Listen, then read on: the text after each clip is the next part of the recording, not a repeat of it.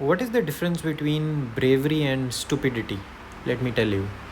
This is an 80-year-old patient with extremely shallow AC, a hypermature cataract, a big bulky nucleus, as I can see from the slit lamp exam, a small pupil, and the patient is 80-year-old.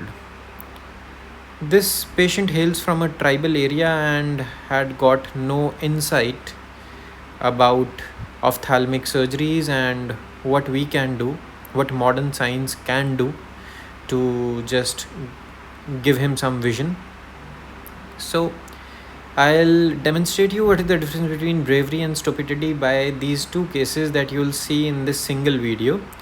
So this is case 1, and let me tell you, to take up this case is bravery. To take up this case for FACO is stupidity. This patient is 80-year-old. The structures are very fragile. The pupil is small. The intralenticular pressure is very high. The vitreous pressure is very high. We have given this patient acetazolamide to do some vitreous shrinkage. I have given this patient 300 cc's of mannitol just to make my rexis simple. We have done the most difficult part, the rexis, completely easily. And yes, as you can see, I want to get labeled as a brave surgeon. That's why I have started with small incision cataract surgery. For all my international friends and colleagues who want to learn this small incision cataract surgery, this is a manual cataract surgery which won't be needing any of the equipments, the modern equipments. Still, I will show you the post-op results. As you must have seen in thumbnail, the patient got 6/6 in this case. Yes, it is possible. Yes, you can give these patients a beautiful outcome just using your two human hands, without any phaco, without any high-end machineries. As you can see, I have created these two side ports. I have done the rexes. I have stained the capsule. I am going ahead with the sclerocorneal tunnel, and I'm not a very proficient surgeon at SICS, but it saves me a lot of time. It saves me a lot of stress, anxiety during the operative part of the case. And I am amazed. To be honest, I am completely stunned when these patients show up on day 7 of the post-operative day. Yes, healing takes time, but a 7-day time is more than enough for these patients to have a beautiful outcome. The patients I have operated with SICS, they have had a beautiful outcome. For me, doing this case for phaco, threatening corneal endothelial damage and posterior capsular rupture and a subsequent lens drop is stupidity, is sheer stupidity for me. Just like that, I am prolapsing one pole out of the bag, and I'll start to rotate the whole of nucleus, and it's so gratifying. It's so gratifying just to look at that hard nucleus and the beautiful results the patient is going to get. It really is so satisfying being an eye surgeon when you see these cases, when you see these videos, and see that smile on the patient on day 7. I've extended the corneal scleral tunnel with my crescent blade, and one last bit of viscoelastic just between the endothelium and the lens and the bag and the lens. I make it a point to push viscoelastic and sandwich the nucleus between two layers of visco, and doop. Just see that nucleus. I'm just laughing and just smiling at this point in the OT. Just look at that nucleus. Just wait and appreciate the fundal glow that stares at you, that smiles at you. A beautiful sunset orange fundal glow. The obstruction, this hard brown grade 4, grade 5 nucleus with liquefied cortex is out, and I'll just play with this nucleus to show you its actual location in the eye, and just look at how it was obstructing all the light, all the beautiful important photons to go ahead and hit that retina, give this patient vision. The patient was PL positive, and to my shock, the patient had 6 by 6 partial of vision in day 7. I'm going to show you the post-operative pictures as well, so stay tuned till the end of the case.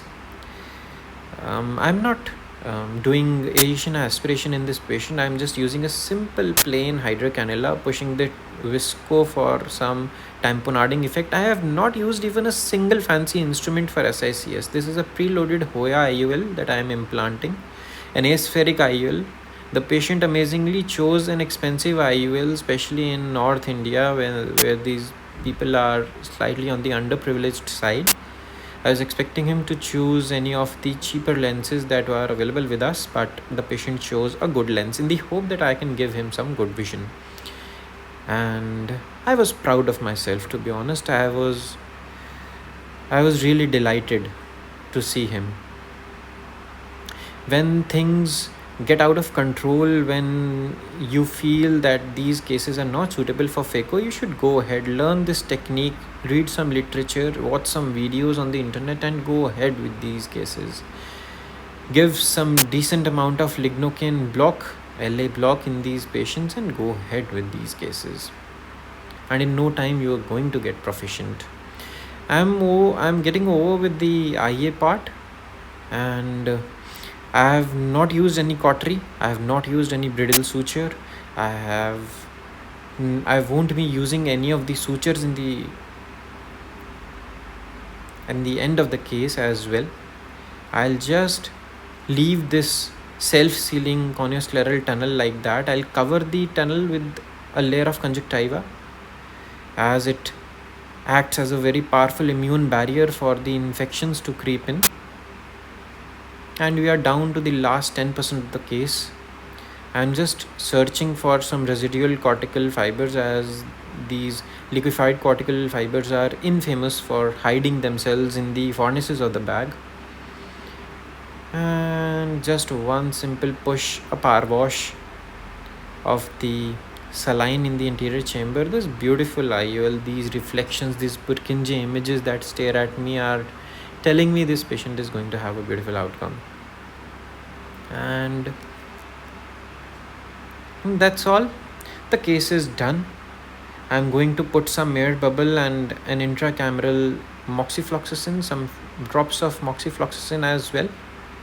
And as you can see, this tunnel is closed. These are the post-op day 7 pictures of the patient. Had minimal corneal edema, but the patient healed beautifully. You can see some hypervascularity in the tunnel area, but they went off. This is the second case. I have done the rexes already, and I'll just go ahead with the prolapsing part. You pull up one pole of the nucleus, move the nucleus anti-clockwise for 3 or 4 turns, and then you start dialing the nucleus clockwise direction. You go to and fro just like a pendulum, and doop, the nucleus will prolapse out of the bag into the anterior chamber easily. And the tunnel has been created, the nucleus has been prolapsed out. This patient was also 80-year-old. The patient had grade 5 nuclear sclerosis. The anterior capsule and the nucleus had numerous patches of calcified cortex, which make rexes very, very difficult. So I chose to do small incision cataract surgery in this patient. I'm extending this tunnel so that I face minimal difficulty while taking this nucleus out. I'm not in the favor of this sandwich technique some surgeons suggest, because I feel it is an easy job for me just extending that tunnel. I give an inverted frown incision in the SICS patients because they give minimal astigmatic results. The patient did not even have 0.5 diopters of cylinder, and zoop, As you can see, the nuclear grade and the nuclear density is just almost same as our last case. These don't worry about these cortical remnants. We are going to visco express them in no time. In less than 10 seconds they'll be out, the bag will be clear, and you will be able to see a beautiful fundal glow just like the last case. A beautiful orange fundal glow. I've sped up this video for these normal routine steps that are going on. First year residents can learn a very important lesson in this video. Start your early career with learning every technique there is for cataract surgery. You don't know what technique you'll use later in your career. You can see the anterior radius of curvature of the human crystalline lens is more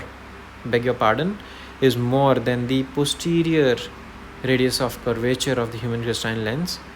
We are implanting the same Hoya monofocal lens in this patient. Noticed a pattern that patients don't get their surgeries they'll prolong their surgeries for 10 years, and then they'll ask you to put an imported a good monofocal aspheric IOL for them in the hope they'll get some good vision, trusting your hands. So it's our jobs as surgeons to fulfill their needs, to fulfill their demands and expectations. That will only be possible when you practice, when you get your concepts clear, when you read your literature carefully, when you read the differences between a straight incision, a smiling incision, and an inverted frown incision. What differences do they make in the patient's vision in the postoperative time? How to tamponade that bleeders in the AC. How saline cannot tamponade these bleeders, but visco can. And when visco fails, you can put ADR for these bleeders. I hope you like my videos and these cases. Kindly like, share and subscribe. I am Dr. Simanchal Goyal signing off, and kindly share these videos with your friends. It would help me and my channel to grow. Thank you and have a great day ahead.